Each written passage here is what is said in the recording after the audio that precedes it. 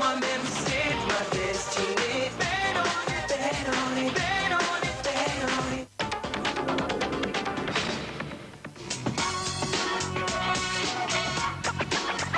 Classé confidentiel vous l'a promis, cette année sera riche en révélations et en rebondissements. Et on démarre avec les secrets de cette rentrée, tout ce qu'il faut savoir, mais avant tout le monde. C'est un sujet de Sarah Germont.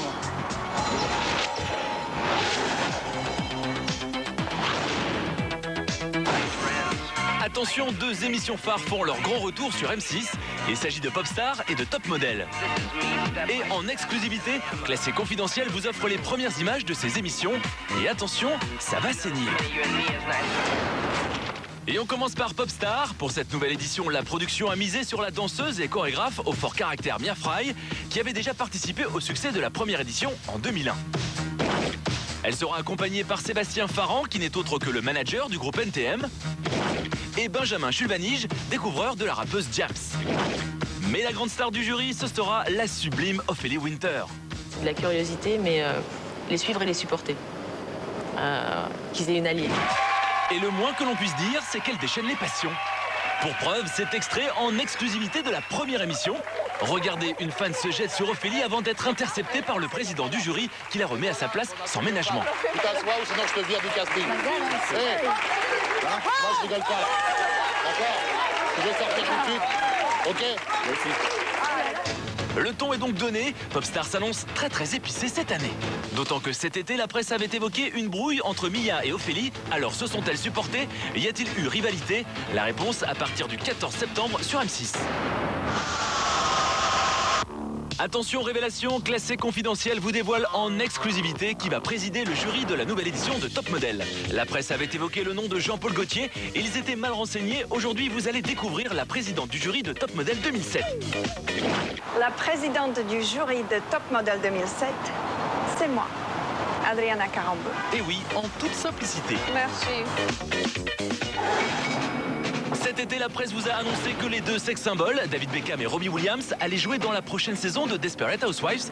Et tenez-vous bien, ils devaient interpréter un couple homosexuel. Je trouve ça troublant. Alors, vrai ou faux? Eh bien non, plus maintenant. Marc Chéry, le créateur de la série, avait pourtant bien prévu d'installer un couple homosexuel au milieu des femmes désespérées. Mais contrairement à ce que la presse vous a annoncé, pas de David Beckham ni de Robbie Williams. Bon, c'est dommage. Non, ceux qui vont s'installer s'appellent Tuck Watkins et Kevin Ram. Bon, ça sonne moins bien, forcément. Vous êtes sérieux?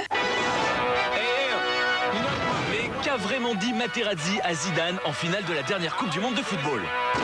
Souvenez-vous, en 2006, Zidane choque le monde entier en donnant un coup de boule à son rival Materazzi en pleine finale de la Coupe du Monde. La raison de ce geste? Une insulte terrible balancée par le joueur italien à Zinedine. Mais laquelle? Les pires hypothèses, comme des insultes racistes, circulent alors sur ce secret bien gardé. Le 18 août 2007, Materazzi veut faire taire ses rumeurs et dévoile quelle était cette fameuse insulte. J'ai tenu son maillot pendant quelques secondes. Il s'est tourné vers moi, il m'a regardé avec arrogance en me disant « Si vraiment tu veux mon maillot, je te donnerai après. » Je lui ai répondu « Je préfère ta sœur. » Quant au boom que cette insulte a provoqué, pas la peine d'en remettre une couche, vous le connaissez, hein. Attention, scoop! Vous saviez que les Spice Girls étaient de retour, mais savez-vous combien ces 5 jeunes femmes vont toucher pour ce comeback surprise? 10 ans après leur séparation, Classé confidentiel vous révèle combien elles ont été payées pour ce grand retour. Car contrairement à ce que l'on aurait pu imaginer, les Spice Girls ne se sont pas reformées juste par amour de la musique. On a été énormément sollicités pour se remettre ensemble. Alors on l'a fait pour l'amour de nos fans.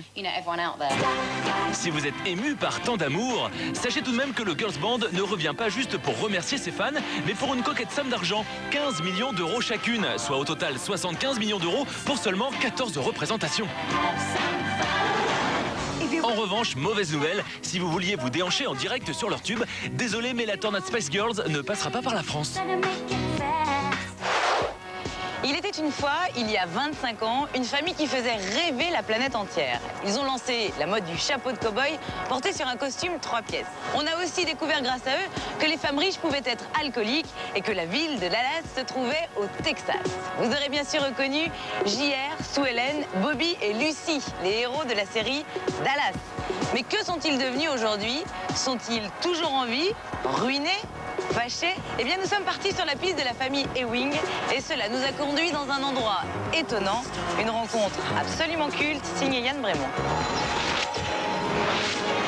Souvenez-vous, il y a 29 ans, le 2 avril 1978, était diffusé le premier épisode d'un feuilleton fleuve qui allait battre tous les records d'audience et de longévité. Dallas, ou l'univers impitoyable de la famille Ewing. C'est le début d'une des plus grandes sagas de tous les temps. 356 épisodes, un détonnant cocktail de sexe, d'argent et de carburant qui passionnera des centaines de millions de téléspectateurs. Le monde entier découvre alors que le chapeau de cow-boy est encore à la mode au Texas. C'est-à-dire? Et pour les héros de la série, Bobby, Sue Ellen, JR, Lucy et Ray, c'est la gloire, un vrai jackpot. En quelques années, ils deviennent les rois du pétrole. C'est bon signe, ça, non?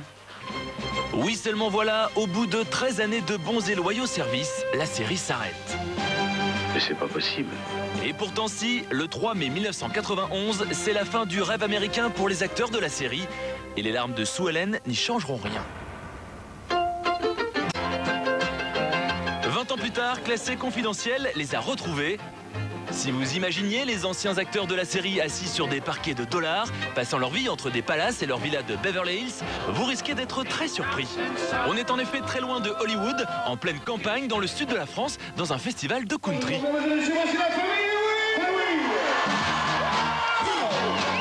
Et oui, voici donc pour vous l'impitoyable JR, Sue Ellen, le gentil Bobby, la charmante Lucy et Ray, tous réunis pour l'occasion. Et oui, ils ont un peu vieilli. JR n'a plus beaucoup de cheveux et a perdu son physique de jeune premier. What? What? What? What? Texas? Yes. Sexist? Yes. Sexist? No. No. Texas? Bon, la communication sera difficile à établir avec JR qui semble avoir quelques soucis d'audition. Enfin bon, les acteurs nous le révèlent aujourd'hui. La fin de la série a sonné pour eux comme la fin d'un rêve et le début d'une grande traversée du désert. And when she left the show, I was heartbroken. Heartbroken. When I left the show, there was suddenly it was like coming to a stop. Bref, ce fut très dur pour tout le monde, d'autant qu'après avoir passé 13 ans sous les feux de la rampe, l'arrêt de la série a rendu leur quotidien absolument passionnant. I got to sleep late. I got to see my friends, my family and my dog. Charlene Tilton, alias Lucy, a quant à elle retrouvé un job, mais là encore, on est loin de la gloire. Right now I'm doing a new web television series for the internet. On aurait adoré vous montrer, mais tiens, c'est bizarre, aucune trace sur Internet. Bref, vous l'aurez compris, depuis 87, c'est la déconfiture pour la plupart des acteurs de la série. Seul Patrick Duffy a joué dans une autre série à succès, Notre belle famille. Quant à JR... Well, it's been wonderful. I mean, you know, I made a lot of money. Si la série lui a offert plein d'argent, elle lui a offert aussi du stress et une cirrhose du foie qui lui a valu une greffe. Depuis, sa santé va mieux et JR joue même dans des séries branchées, Nip Tuck par exemple. Did you ever see Nip Tuck? Was that over here? Nip Tuck? Nip Tuck? Well, I was on that recently. L'occasion pour Larry Hagman de revenir sur le petit écran par la grande porte. Et non content de ce succès professionnel, Larry, le grand séducteur, celui qui a fait tomber toutes les femmes riches de Dallas à ses pieds, est particulièrement fier de sa vie privée. I've been married for 54 years. Oui, vous avez bien entendu, ce séducteur hors pair a partagé 54 ans de bonheur avec la même femme. Nous n'avons pas pu résister au plaisir de vous la montrer.